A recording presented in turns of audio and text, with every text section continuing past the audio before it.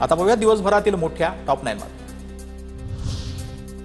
राज्याच्या मुख्य सचिव पदासाठी 3 नावांची चर्चा। राजेश कुमार, इक्बाल चहल, भूषण गगराणी यांच्या नावाची चर्चा। सुजाता सावनिक जून महिन्याच्या अखेरीस सेवानिवृत्त होणार। सेवा ज्येष्ठतेनुसार राजेश कुमार यांचं नाव आघाडीवर। महाराष्ट्रातील आदिवासी समाजासाठी धोरणात्मक निर्णय। महाराष्ट्र राज्य अनुसूचित जमाती आयोगाची स्थापना करण्याचा निर्णय। केंद्राच्या धर्तीवर देखील स्वतंत्र आयोग स्थापन करणार।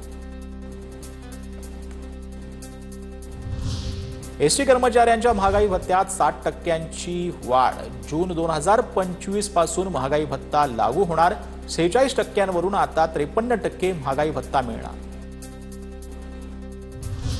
नितेश राणेंच्या वादग्रस्त वक्तव्यामुळे समाजात तेढ निर्माण होतीये। मुख्यमंत्री फडणवीसांकडे त्यांची तक्रार करणार। राज्य अल्पसंख्याक आयोगाचे अध्यक्ष प्यारे खान यांचं वक्तव्य।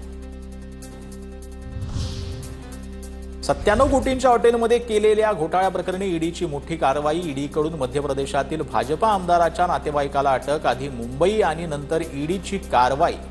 आता सुधांशु त्रिवेदी असं अटक करण्यात आलेल्या आरोपीचं नाव। कांदा निर्यातदारांना मोठा झटका। कांदा निर्यातीवरील सवलत 1 जूनपासून रद्द।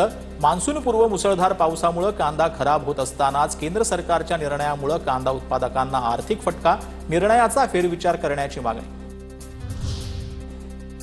केम रुग्णालयातील डॉक्टरवर विनयभंगाचा गुन्हा दाखल। डॉक्टर प्राध्यापकाच्या पत्नीने दिलेल्या तक्रारीनुसार भोईवाडा पोलिसांकडून गुन्हा दाखल।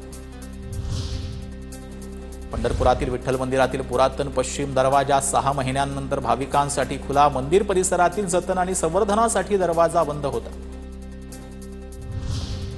जळगाव सराफा बाजारात सोन्याचे दर पुन्हा 1 लाखांवर पोहोचले। 24 तासात सोन्याच्या दरामध्ये 800 रुपयांची तर चांदीच्या दरात तब्बल 2500 रुपयांची वाढ। सोन्याचा भाव प्रतितोळा 99,910 रुपयांवर तर चांदी प्रति किलो 1,04,545 रुपयांवर।